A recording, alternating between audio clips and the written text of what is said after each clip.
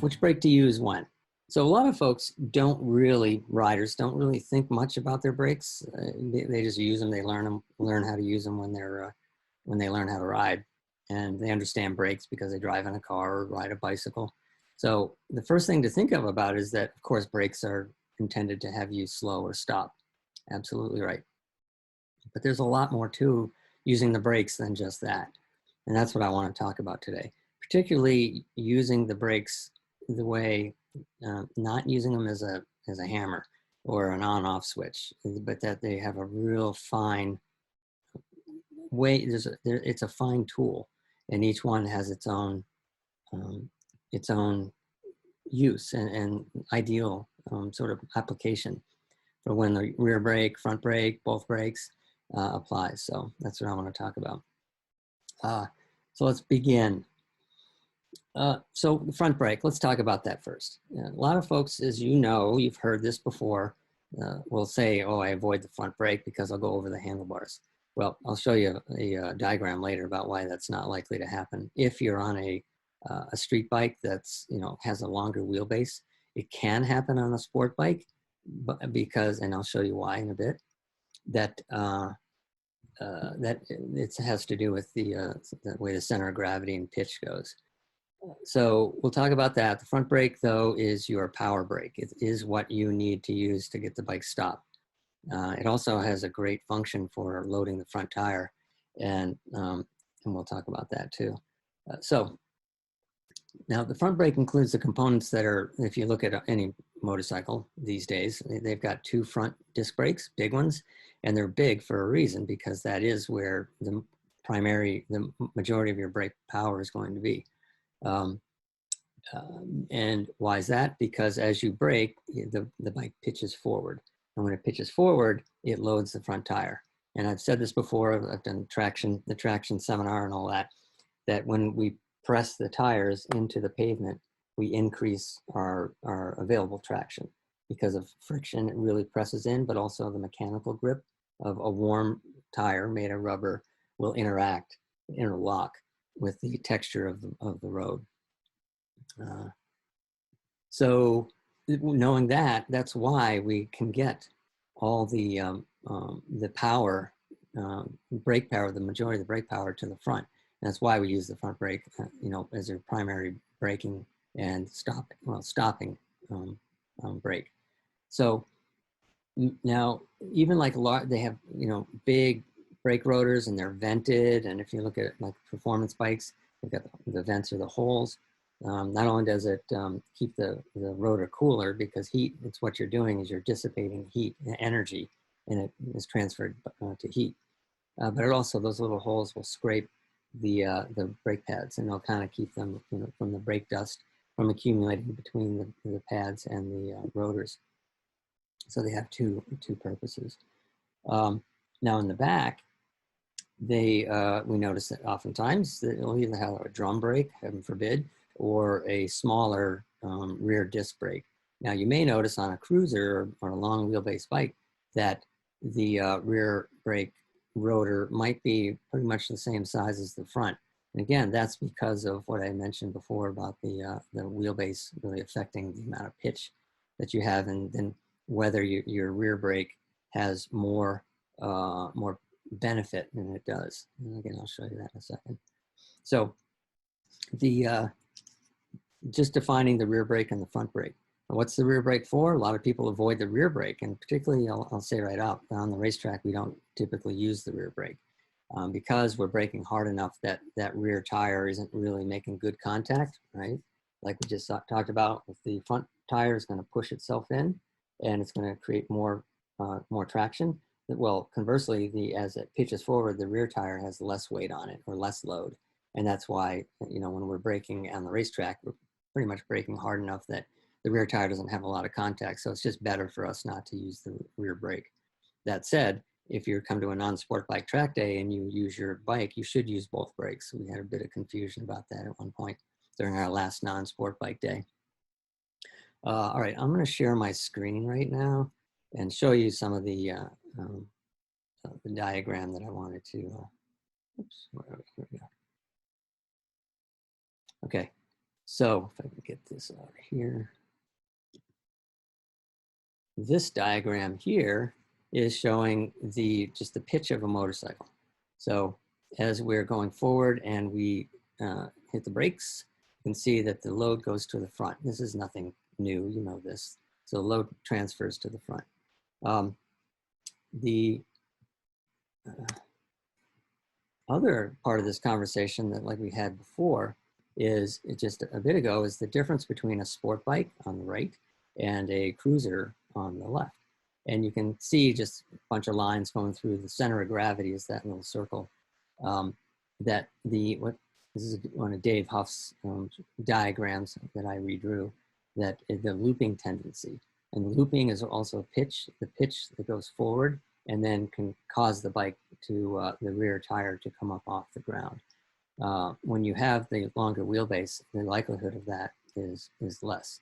That means that even though the front brake is still your primary brake for stopping and slowing, really, that on a cruiser, the rear brake has a lot more use. It's more useful and beneficial because the load is shared more between both tires, so you don't get that extreme pitch. So that is sort of just a diagram about that. Let me,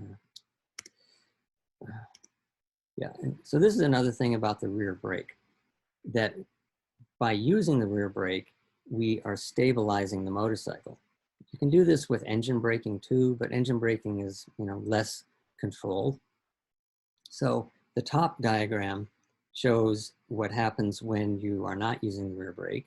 And you can see how this arrow, this circular arrow around the center of gravity, which is pretty much the engine and the rider, this is looking down on the motorcycle, will pitch away and it'll cause the bike to start to fishtail. So that this is the rear tire. And it'll start to swing and it'll get into an oscillation that'll really make it so that you're having real trouble keeping the bike under control. Now using the rear brake, you can sort of see this bigger arrow pulling directly straight back in line with the front tire.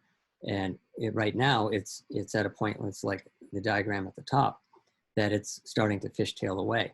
But if you were to apply the rear brake, and ideally you would do it before it starts to fishtail or get out of line. But right now this will actually pull the contact patch of the rear tire in line with the front tire. So that creates a stability. And there's another bit of stability that we'll talk about as well. So that's just right there looking at the physics of of how each brake works. And so then when you start to think about that, you think about traction management is all about load and timing, and certainly your surface if you've got sand and all that. But still, off-road riding, you know, the surface changes all the time, but we're still doing the same thing. We're managing load. And by managing load, we're able to manage the amount of traction we have. And the timing is really critical for that. So now we have an idea of the front brake is power brake, the rear brake is a control brake, and that I just showed you, you know, how it's one example of how it's a control brake. The other way to think of that is that when you're using that rear brake, it not only does it pull the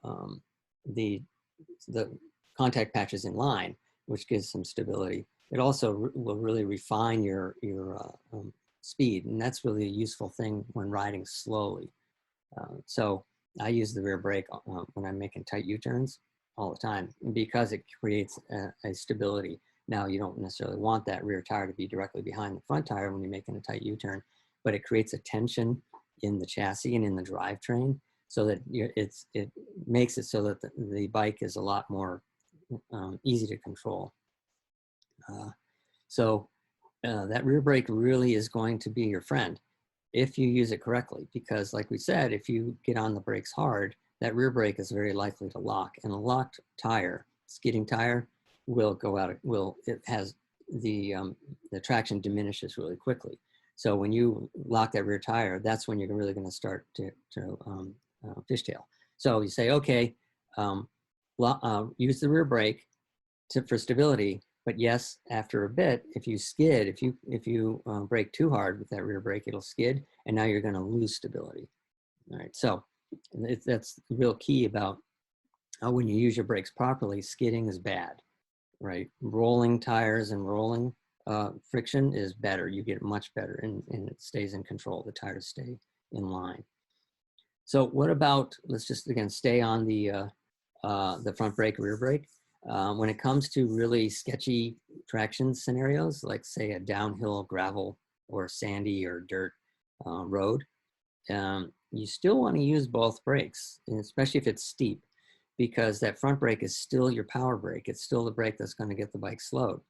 But the rear brake needs to take a little bit more importance, because if you were to over brake with the front, you will skid, and then the likelihood of you falling is really quite good. And that means that that bike will tuck, the front tire will tuck, and down you'll go.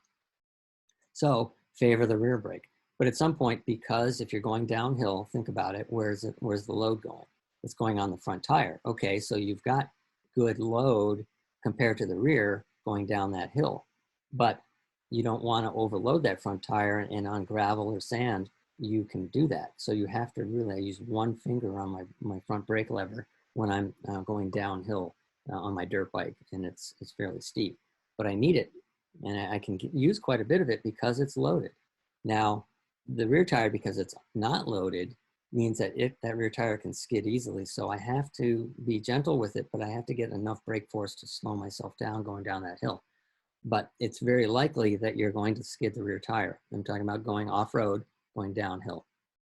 So once that skids, you kind of want to unlock it. Now on dirt bikes, we don't have ABS, and I'll talk about ABS. So we have to almost like unlock it, sort of, and it'll lock again, try to unlock it. And now you're kind of creating your own ABS, because you want to get that rolling wheel or tire and to get the greatest traction. So that's just something, again, pointing out, just sort of defining the rear brake and the front brake.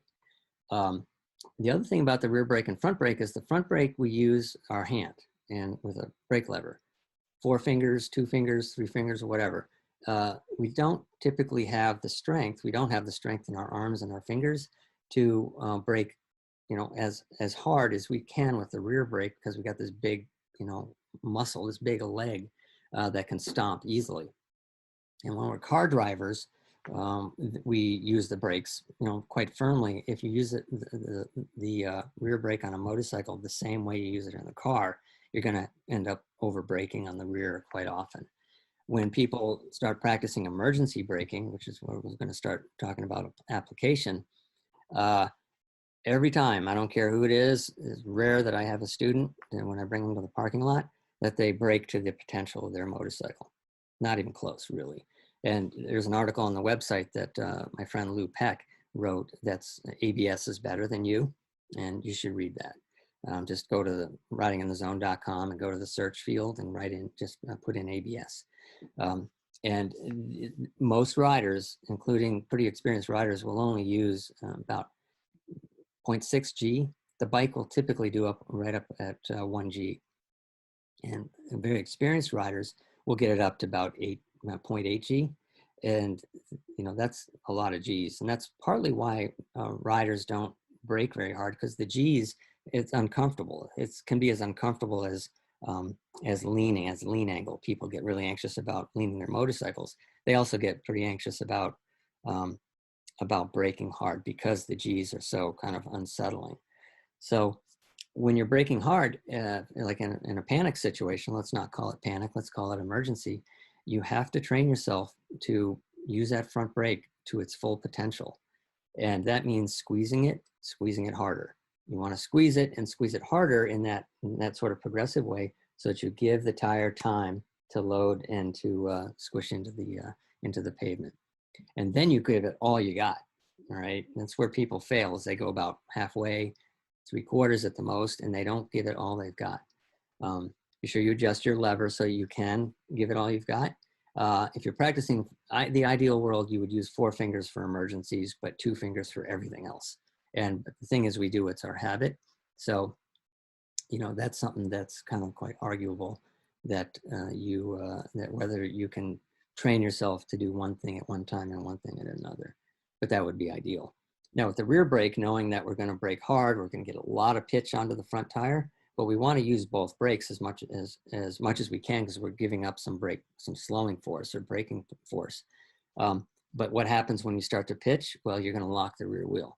Not a big deal when you're not going, when you're you got a heavy bike, a long wheelbase bike. Even so, you will likely lock it because you're getting a whole lot of load on that front tire. The forks are compressed, and you're getting the bike stopped like a deer jumped out in front of you. So what do? A lot of people say, "Oh, stay away from the rear brake." Well, that's like saying, I never use straight head screwdrivers because they're dangerous. I only use Phillips. Well, there's sometimes you need to use the straight screwdriver. So you have to learn to use it. So here's how you use it. The ideal, again, when it's an emergency, you just got to go for it. You have no time to think. That's why you train. Your muscle memory is really key. Is that if you can brake first with the rear, go rear front, that it's going to help the bike settle a little bit and squat, but it's still going to nose up. And at that point, you have to then ease off the rear brake. It's kind of a lot to do in an emergency. It's the beauty of ABS. Just go for it, stomp on it.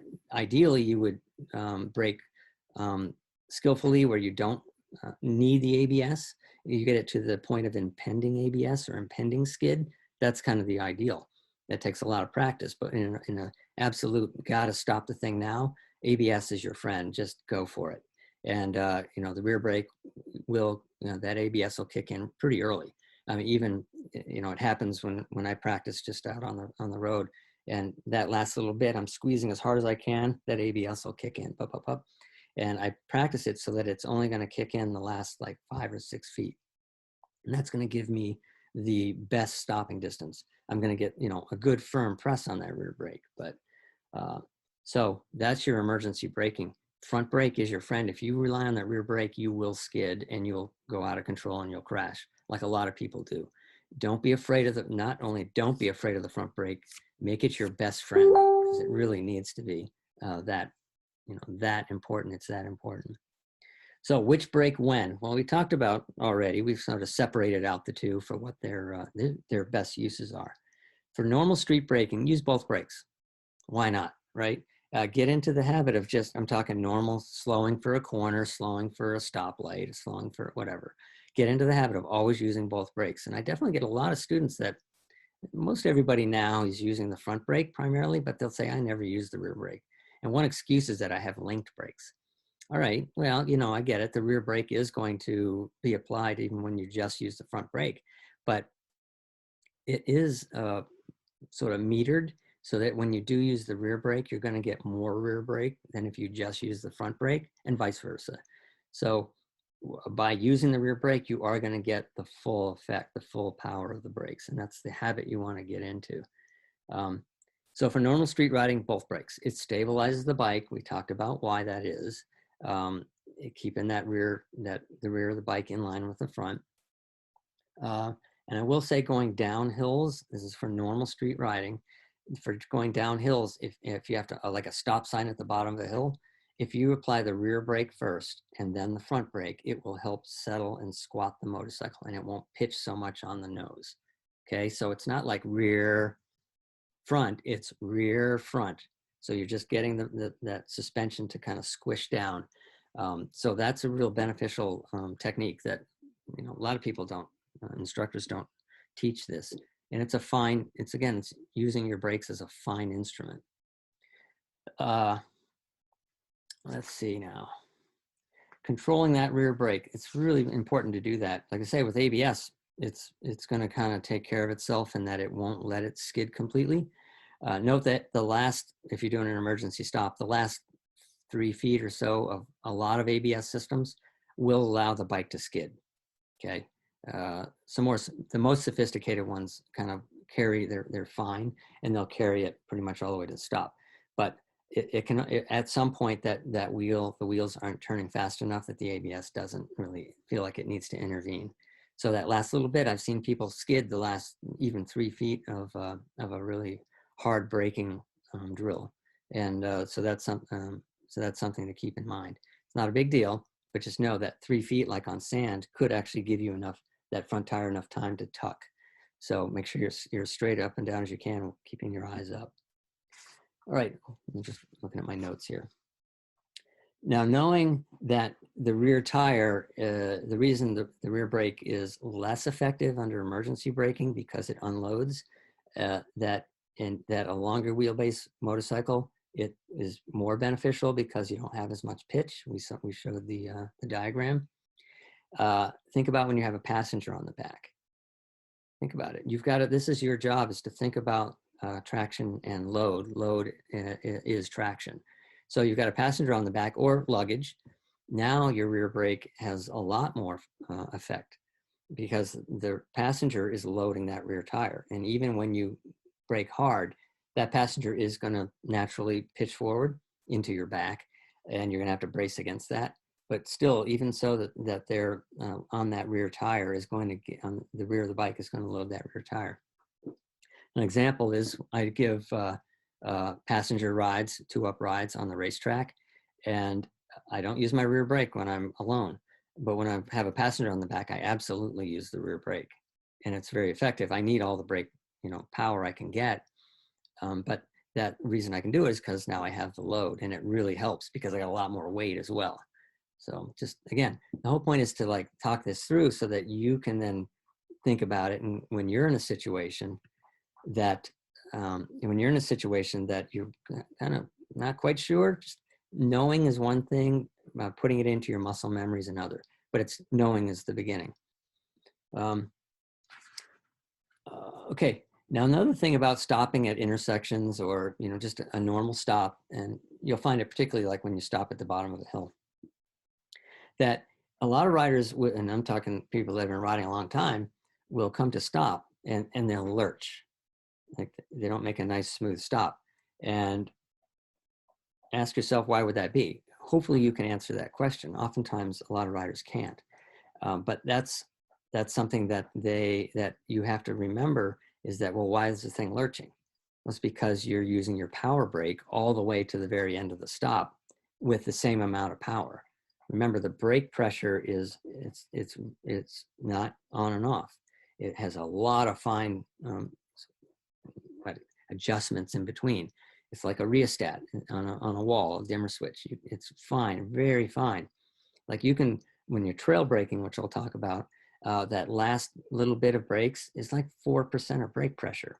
I mean, it's like, it's just almost like just getting the pads on the rotor and just starting to ease them off. All right. Of course, you can get lots of pressure and get the thing to stop quick, including skid. That's all the power. But that is that end of the extreme. The other one really is 1% of brake pressure. And is that helpful? Yeah, it can be. It is when you're really wanting to taper off the brakes. So back to the stop is that people lurch forward because they're using their power brake. They're using the front brake as though they only have one setting or 2 settings or maybe 3, but they don't realize that there's like a really infinite level of by each percent, even 0.5%, to be able to refine your stop.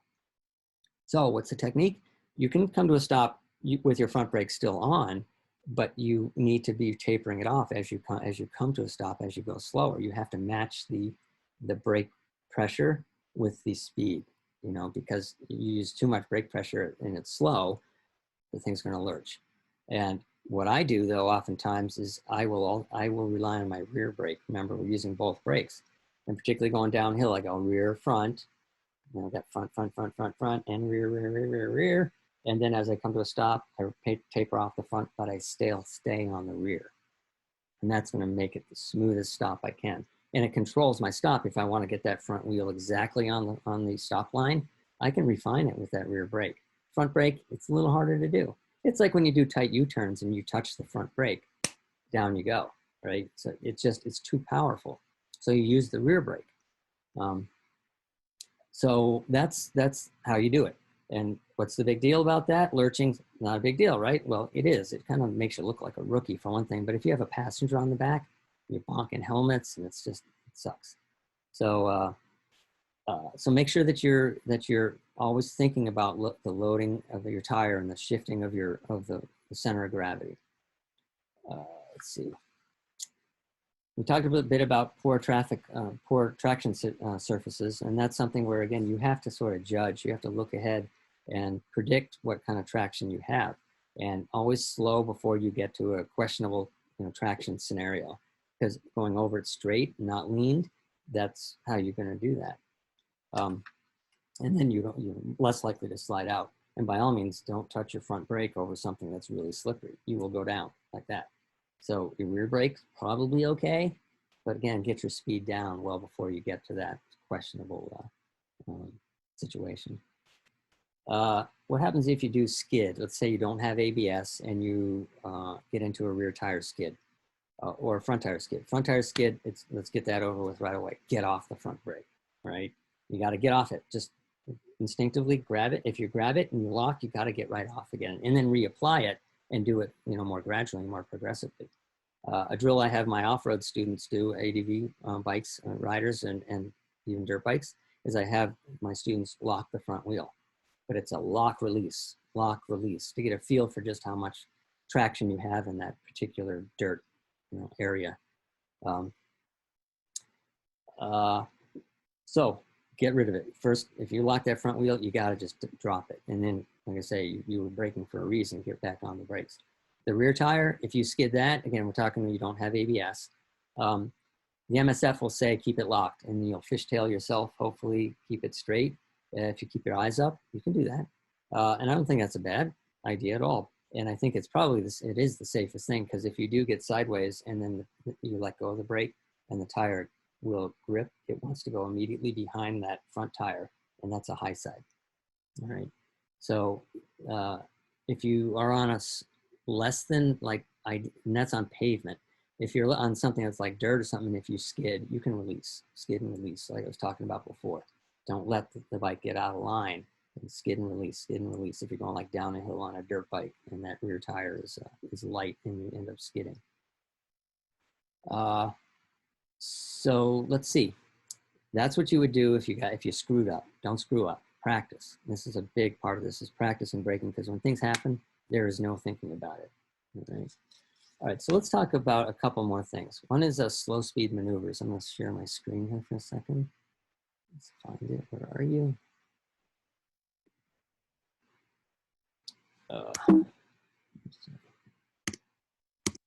So slow speed maneuvers. When you're making a maneuver like this, I talked about it, that you have to use your clutch, obviously your friction zone, what the MSF uses, and that is going to allow you to ride slower than the gear you're in, which in this case would be first gear. If you kept the clutch all the way, you're going to go at the speed that the clutch and the engine and the gearing is going to force you to go, and that could be too fast for making a very tight turn.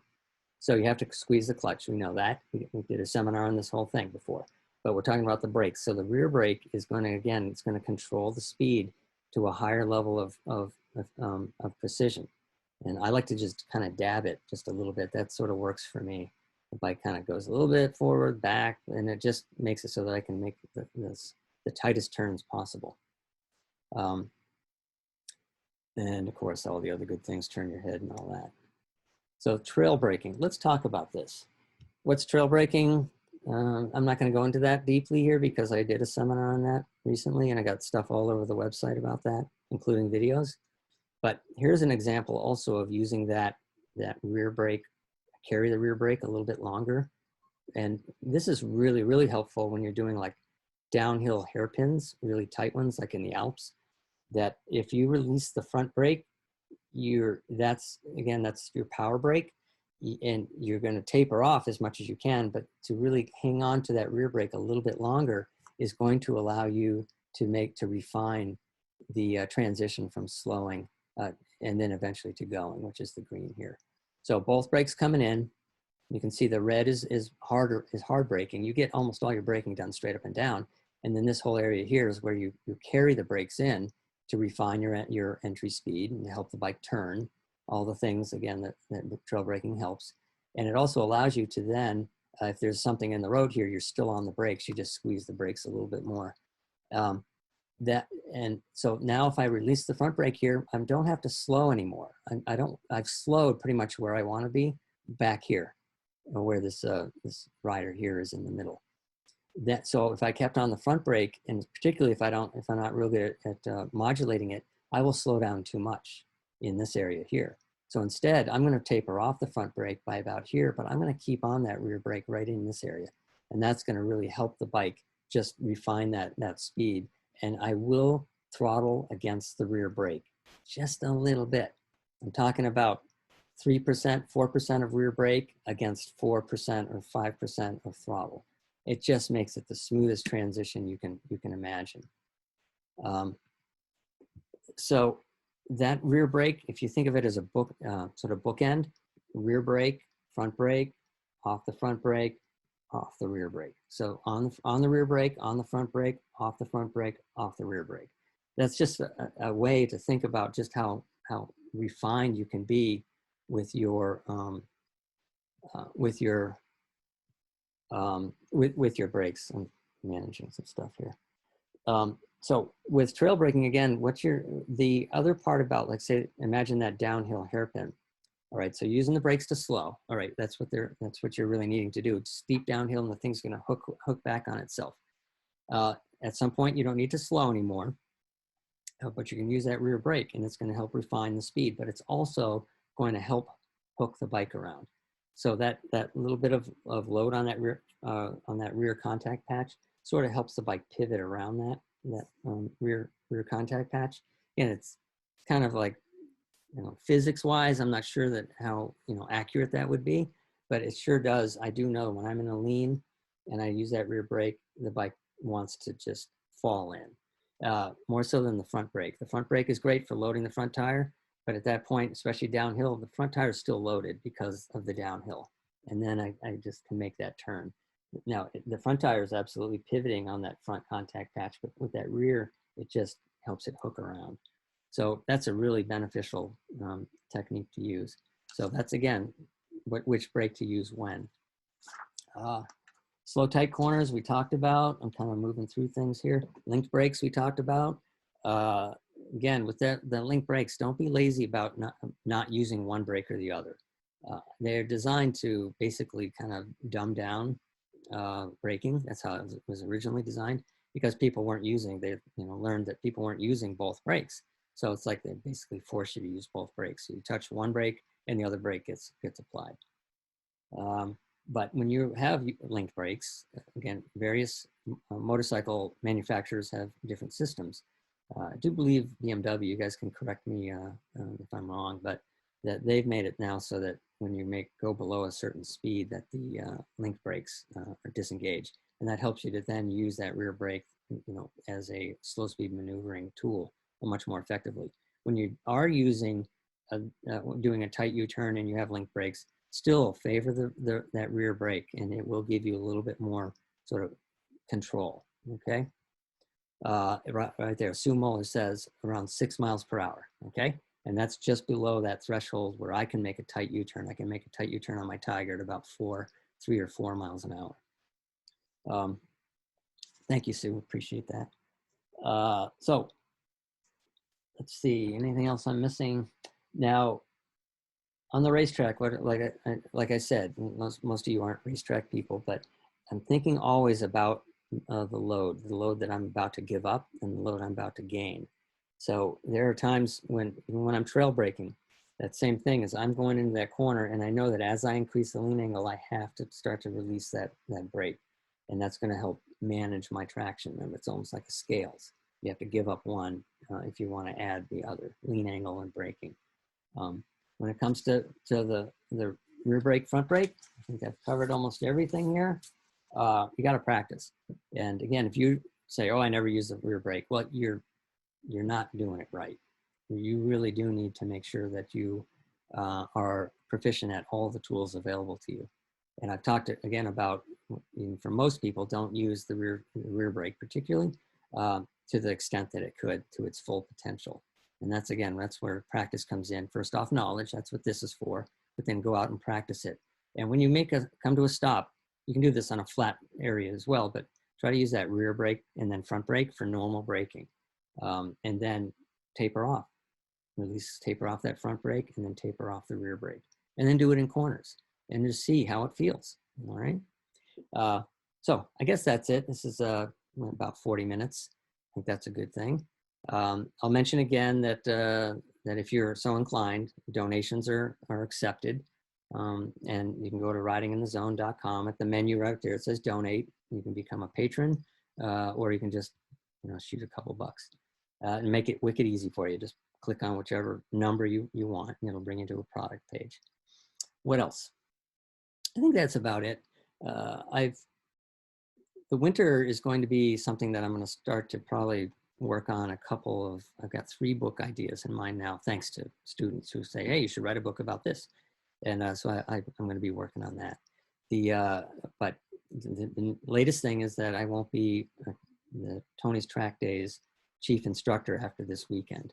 So that'll be interesting. That's going to free up a lot of time for me to do more of this stuff. And that's something that you will all benefit from. I'm going to do more YouTube stuff and more content. Okay. So as far as the school goes, I've pretty much got about 30 people already on the hot list of first people, kind of first come, first serve. Doesn't mean I won't be able to manage more people, but it's getting pretty darn close because my season next year is going to be kind of abbreviated. So that's something that if you really are looking to train with me next year, you better email me, ken@ridinginthezone.com. I'm going to be doing groups too, so I can hopefully get more than one person at a time. Yeah, I will. And then also parking lot courses, which I can do 10 at a time. And that's one day, so we can get a lot of people done. All right, so that's that. I'm going to sign off, and you guys get back to work, okay? Talk to you soon.